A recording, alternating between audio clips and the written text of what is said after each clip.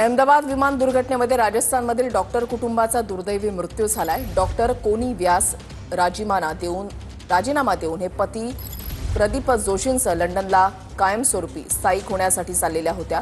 दुर्घटनेपूर्वी विमानामध्ये काढलेला फोटोही समोर आलाय। डॉक्टर आणि पतीसह 3 चिमुकल्यांचा यात दुर्दैवी मृत्यू झालाय। राजस्थानातील डॉक्टर कुटुंबाचा दुर्दैवी मृत्यू झालाय। राजस्थानमधल्या एका डॉक्टर कुटुंबाचं लंडनला स्थायिक होण्याचं स्वप्न विमान दुर्घटनेनं हिरावून नेलंय। डॉक्टर दाम्पत्यासह 3 चिमुकल्या मुलांचा दुर्दैवी मृत्यू झालाय। डॉक्टर कोनी व्यास आणि त्यांचे पती प्रदीप जोशी हे दाम्पत्य राजस्थानात डॉक्टरकी करत होतं।